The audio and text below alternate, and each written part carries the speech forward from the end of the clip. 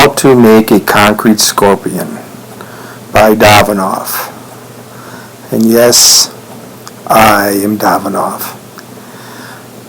What I'd like to do today is show you how to make a concrete sculpture from beginning to end. It starts with an idea and something that you can scale to get the appropriate size. Then many times what you have to do is you have to start with an armature and a base for the armature. In this particular case, I made a grating or a grid on the bottom with number 3 rebar. Figured out where to position the rebars in order to do the base. Base is then poured below grade, so after it dries you can actually cover it and have your sculpture in the sand. Here you'll see I'm actually forming up the tail section, so I could pour that first and have that cure, because that's going to be a substantial part of the statue which people may be either leaning or climbing on. In this case here, I'm pouring concrete and finishing off the tails. I had made a decision really to start from the top and work my way forward to the head, drew the claws, drew the legs and the claws.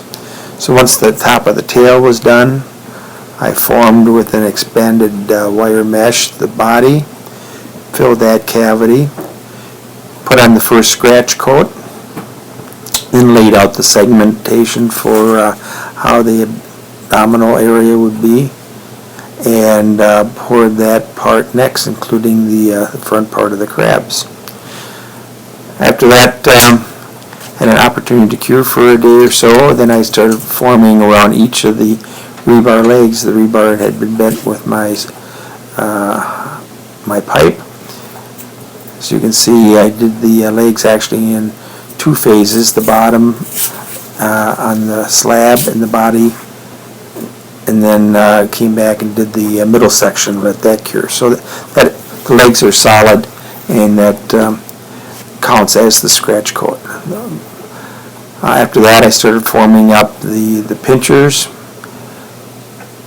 You can see in this particular picture that the legs have now had a finish coat. Working my way towards finishing up the pinchers. I took a couple of shots here so you can get an idea of how the piece was situated in the park. I always make a monument. This is kind of interesting in that if you take your concrete and after it's about 3 or 4 hours old, you can actually carve in it, and that's how I ended up making the monument. Here we're closing in on the finished product. A nice big concrete scorpion, about 1,800 pounds. And that was the newest addition to Davinoff's Concrete Sculpture Garden in Grand Cayman. So I hope you enjoyed it.